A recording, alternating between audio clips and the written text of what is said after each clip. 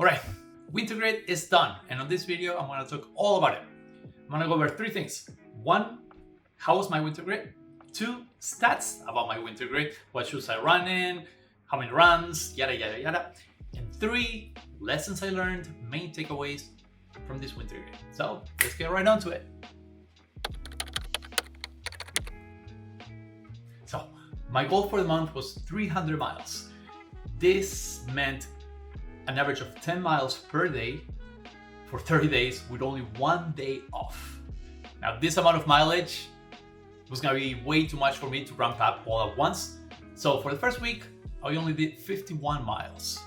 Now I knew I had to drastically increase my mileage or I'll be way too back to reach my goal. So the following week, I did 71 miles. This was the highest mileage I had ever done in a single week. I was tired and exhausted, and on the third week, I did 64 miles. Now it's January 22nd, 3 weeks done, my legs are sore, I'm more exhausted than I've ever been, I haven't slept well, and it feels like I have done enough laundry for the whole year.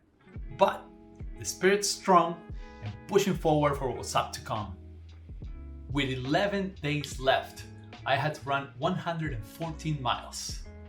This led to the highest weekly mileage ever. And on week 4, I ran 87 miles, which included a half marathon. All right, so we got our number with a half. We are finally on the A corral. I'm gonna look for the 2-hour pacer, an hour 50 pacer, and we're gonna jog this and see how it goes. It's pretty cold. The legacy of this turbo today is people take on the 10 or the here at Central Park. You know, you're mentioning just the luminaries of. So we just finished the race, and as a gift, we got the pacing stick from Kimmy. Paced with ran the race with Kimmy and Dave. They were great. Kept it under an hour and 55, 8:46 per mile. It's great. I'm freezing right now. I'm gonna run to my car. Here's the medal. Really nice, the Bradley Wolf medal. I'm gonna run to my car. 1.3 miles to go and warm up. Finally in the car. My hands are freezing. My fingers, oh my god. I don't mind running in the cold, but when your gloves get wet and it's cold, my hands, like literally, I've been sitting in my car for the past 10 minutes with the heat on, warming up my fingers. So, I'm done with the race.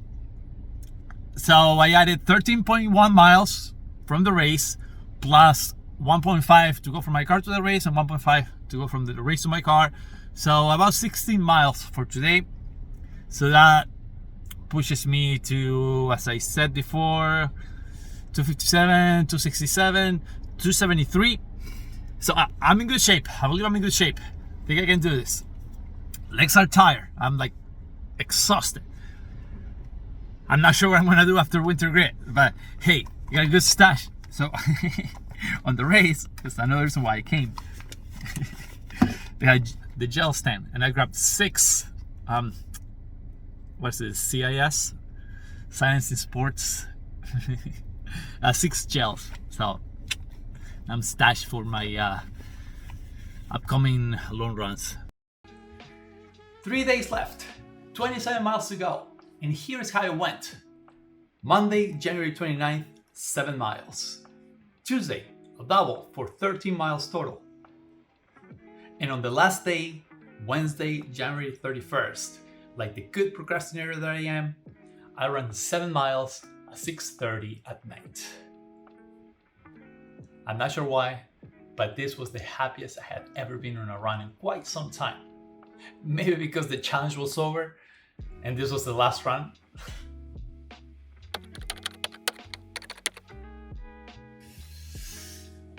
Number 2, stats. So, total mileage for the month of January was 300.4 miles. We did it. So, our goal was 300 miles. I did 300 miles, got that. That was done in 50 runs. So, this means a lot of doubles. My total elevation gain was 18,294 feet. The average pace for all that mileage was 8 minutes and 31 seconds per mile. The longest mile was 14 miles, 0.10. The fastest pace run was a 6.24 mile run at 6 minutes and 16 seconds per mile. And this was the Joe Klinerman 10K. The slowest pace run was 8.43 miles at 9 minutes and 10 seconds per mile. So again, total mileage 300.4, and that was broken down in the following shoes: 7.33 miles on the Vaporfly Next Percent 2, the Nike Vaporfly Next Percent 2. Yeah, 10.82 miles on the On Cloud Surfer. I don't have it with me because it was my brother's. 10.82 miles on the Saucony Endorphin Speed 2. Then we got 48.55 miles on the Saucony Peregrine 12. So it's winter grit, and this winter actually snowed quite some. So I had to use the Peregrine 12. Otherwise I wouldn't have gotten my runs in because it was very icy. And amazing shoe. Then 70.5 miles on the Asics Nova Blast 3. Then we have 71.55 miles on the Saucony Endorphin Shift 3. And lastly but not least, my favorite shoe, the Saucony Triumph 20, which I believe is still on discount. Amazing shoe. Again, most of my runs were easy runs, so of course I wore the Triumph 20. But the main rotation were these three. Did the Nova Blast when I wanted to do some steady runs, and then these two, switching them on and off to let the foams come back to their natural state. So the Shift 3 and the Triumph 20.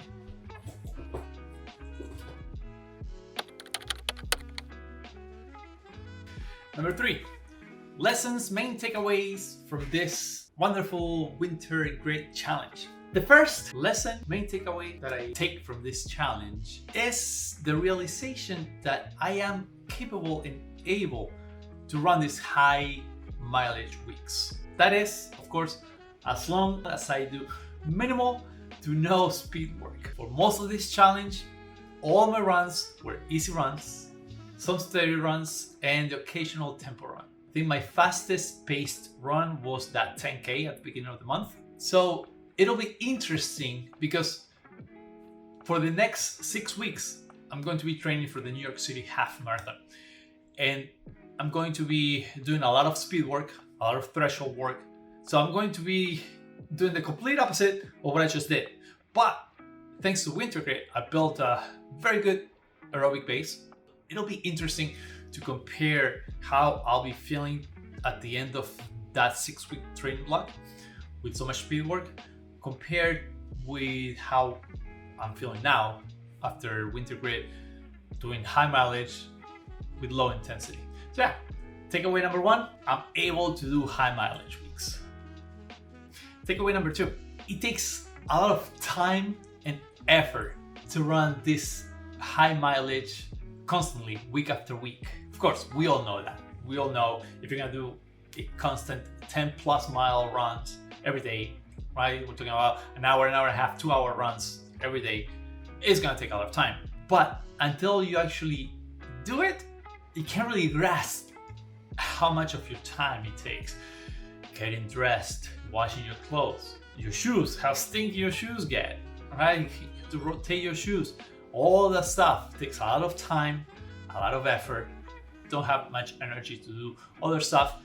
I was able, the formula that worked for me was doing long runs in the weekends and then doing doubles. I found out that if I do 6 to 7 mile doubles, it's a lot easier to recover from that than if I do a 10 plus run. If I do a 10 plus run, I do get very sore, very exhausted.